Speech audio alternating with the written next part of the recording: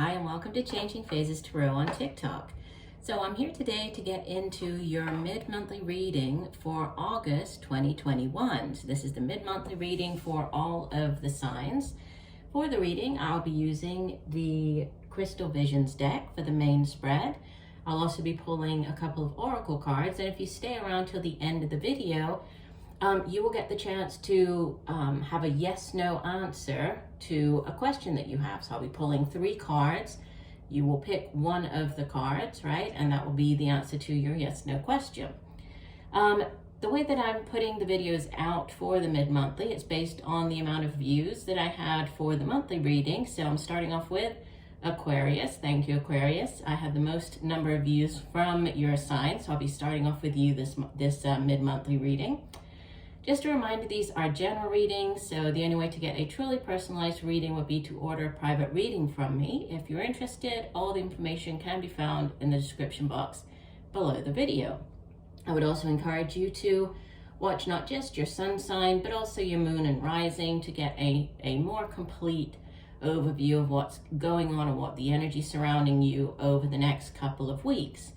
For those of you who have been with me for a while, just know that I really appreciate each and every one of you. And for those of you who are new, who found me here today, I do hope that you enjoy the video. And if you do, that you would choose to hopefully like and subscribe to the channel. All right, I will stop for now and we'll see each of the signs in a second for the reading. Hi, Scorpio. Hope you're doing well. I'm here to get into your reading. I have been shuffling off camera and meditating on your sign, but we will give the deck a few more shuffles. Spirit, what does Scorpio need to know mid-month August? What are the messages for Scorpio?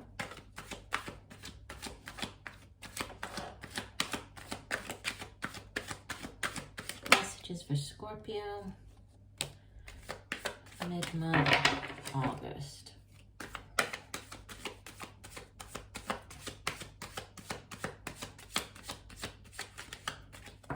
Okay, we'll do one last shuffle. And for this mid-monthly, I'm doing it a little bit differently. So instead of the career and finance and love and relationship readings that I usually do for the mid-monthlies, I'm doing more of a general read, okay? And using a 9-card spread. So instead of the 10-card Celtic Cross, I'm using this 9-card spread for the reading. All right, so the cards that fell out, we have the 5 of Cups, Major Arcana number 16, the Tower, and the Knight of Swords. Major Arcana number 12, Death, sitting at the center of your spread, the High Priestess, Major Arcana number 2, followed by Major Arcana number 3, the Empress. Wow, look at all these Major Arcanas.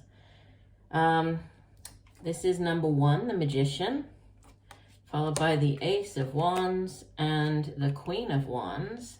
And bottom of the deck, we have the Knight of Cups. We also have the Emperor. So we have like the Empress and the Emperor and the Hierophant and the Ace of Cups. Wow. Okay. So I like seeing the more difficult energies here of the 9 of Swords and the Tower, even though the Tower doesn't necessarily have to be, you know, like a bad energy. Sorry, I'm just trying to get these more in. There we go. More in focus. But I like seeing them in the past because this shows that for most of you, you have already been through these energies, right? And in case you're not that familiar with this spread, the way it works, the card at the center is sort of the central, or the, you know, the most important card, the central card, and you have the High Priestess for that, which, you know, she can be, she's very intuitive, right? It has to do with intuition, a very intuitive energy, because she sits between the spiritual realm and the earthly realm, right? And she contains, or sort of this guardian of knowledge. She encourages us to tap into that knowledge as well, right? Through our intuition. Sometimes also associated with dreams, messages that come through at dreams, come through in our dreams, but also, intuitive messages. So pay attention to signs, synchronicities, repeating numbers. With her at the center, there could be something going on over the next couple of weeks where you're really going to have to trust in, your intuition, that gut instinct, as you deal with a situation, right? Or just, might be a time where you are receiving more intuitive messages than normal. Out of the 10 cards, you have 1, 2, 3, 4, 5. So half of your spread is made up of major arcanas. That's significant. Okay, so that tells me that there's a lot of divine orchestration at play. So, the universe setting things up behind the scenes, right? Putting these divinely guided situations or opportunities in your path when they are meant to happen. Okay, so a lot of what's going on over the next couple of weeks is kind of very much out of your hands, right? It's the universe stepping in and really pushing you towards where you need to be by the end of the month. Now, the way that this spread itself works, we have past row, right? Present row, future row, and then past column, present column, future column, plus the interaction of the cards in the reading. The overall energy you have, the Knight of Cups, this could be you very much in your energy, right? Now, this is water energy, and this would typically be more of a like a middle-aged water sign individual, male or female, but sometimes referred to as the knight in shining armor, Prince Charming, usually coming in with an offer. Knights go off on quests, they bring back offers. In this case, it could be an offer of love. It could be an offer that makes you, very happy. It brings great joy because it's water. Water deals with our emotions, our feelings, relationships. If this isn't you taking on this energy, could be another water sign individual, Cancer, Pisces, Scorpio. Could also just be an event. I tend to view the nights more as events coming in or events happening. So an offer coming in that's going to bring you great joy. And you have the Emperor, which is linked with the sign of Aries. We have, he's very solid. We have this sort of power couple of the Emperor with the Emperor showing up. The Hierophant could have to do with marriage, might be dealing with large institutions, such as, like a large school, institution, university. He sits obviously at the head of like a religious institution, so the church. Can also deal with marriage, getting married. It could be seeking out this, spiritual guidance or counsel. And then we also have the Ace of Cups, which is, a new offer, an offer of love, can be news of a pregnancy, birth of a child, just a new relationship coming in. So we kind of have two cards that speak of this, new offer, or really three with this Ace of Wands. And then you have the Magician next to it, which is, he's like the Ace of Aces. So definitely for some of you, there could be new things coming in for you, right? New opportunities, whether this is on the love front, the relationship front, the job front. There's significant endings, and a particularly difficult time or period of your life coming to an end. Which is why I said, for most of you, you've already been through this. The Five of Cups with the Tower and the Knight of Swords. Five of Cups deals with like disappointment. It's focusing on what hasn't worked out in the past. You can see she's staring here at the 3 cups that have spilled out into the water, and she's just, focusing on what hasn't worked out, what, she no longer has in her life, the things, the relationships that haven't worked out, the jobs, the missed job opportunities, right? The ones that she hasn't been able to take advantage of. But by focusing on what hasn't worked out, she's actually missing out on these 2 cups floating around her head there. So there is this opportunity for a soulmate connection, whether this is on the romantic front or, within a work setting.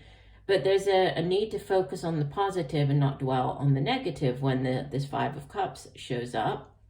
The Tower is a very unexpected, significant event that comes in to really tear down, whatever it was not working in your life, right? The Tower is, it's very unexpected. It's an unexpected event, but it doesn't necessarily have to be bad. What it means is that after this Tower moment, things in your life will never be the same again. So it could be losing a job. It could be, a very significant breakup. It can be a divorce. It can be falling out with somebody, right? It's going to be different for everybody, but it's a very powerful event. But once it happens, it's about how we face that event, how we deal with that, how we focus on rebuilding after the Tower, and understanding that the Tower, if it's being stripped down or, it's being struck by lightning there and it's crumbling to the ground, it shows us that the foundation was never that strong to begin with, yeah? The Nine of Swords is oftentimes referred to as like the nightmare card. It's the monkey mind, that kind of going over and over and over something in our mind. So worrying about a situation, feeling trapped, staying up all night, right? Thinking about whatever the situation that has not worked out, whatever this disappointment was, unexpected event. But, you come to this middle row and we have major arcanas across the center, significant ending with the Death card. Death card is also your card, Scorpio, right? It's attached to the sign of Scorpio.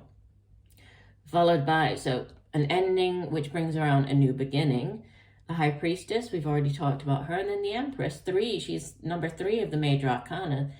And 3s in the Tarot, they deal with expansive energy, so growth potential. In the case of this Empress, giving birth to new projects, giving birth to new ideas. This can be expanding within the workplace, so getting a promotion.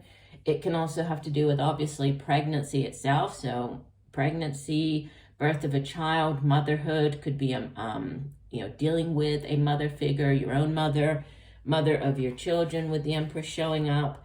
The Empress she's also tied to the signs of Taurus and Libra, so you might be, or a Taurus or Libra might be important in your life over the next couple of weeks.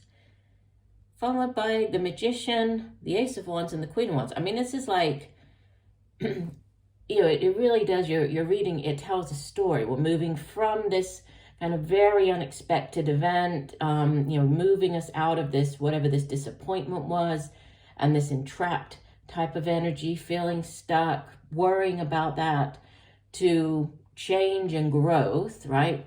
Relying upon your spirituality, that inner knowing. And then as you head out of the month, we have manifestation, we have new job offers, new creative endeavors, new projects, could be a new relationship as well. If it is, it's a very passionate one, a very exciting one that you feel very, determined and passionate about.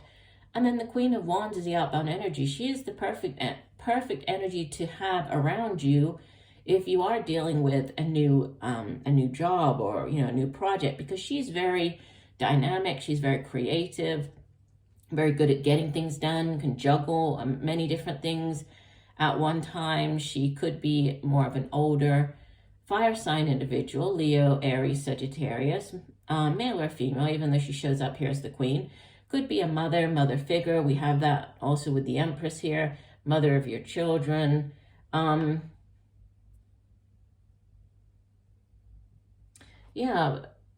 some of you, this won't resonate with everybody, but, there could have been this unexpected event. This could have been, news of this pregnancy, feeling very sort of confused, not sure, how things were going to work out for you. But then we have this beautiful growth, and then you coming into your own here with this Queen of Wands energy. If we go down the past column, so disappointment to this significant ending and brand new beginning, and then manifestation. The Magician has, all the tools necessary to bring about whatever it is that, whatever he's trying to achieve or manifest here in the material realm. So it's like as above, so below. Whatever he puts out into the universe is his intentions. He has everything he needs to manifest. So there's lots of things happening in your life, more towards the end of the month, I would say. If we go down the middle column, we have this significant ending, right? This on a very unexpected event, followed by the High Priestess, and then a new beginning. So yeah, there could have been a breakup. There could have been, like a marriage coming to an end, a relationship coming to an end. Again, it's going to be different for everybody watching. For some of you, it will resonate more in the relationships, right, sector. For others, it will be more to do with your career or, the work that you do, projects that you're involved in. But, basically you have wonderful new things coming in. And I think that they're very, whatever this new beginning is, it's one that you feel very happy about, right? You're very satisfied about where you are heading from here. All right, let's go ahead and pull you a couple of oracle cards. So the first one comes from the Goddesses deck. The Spirit, one additional message for Scorpio. Scorpio, one additional message. Okay, we'll do one last shuffle.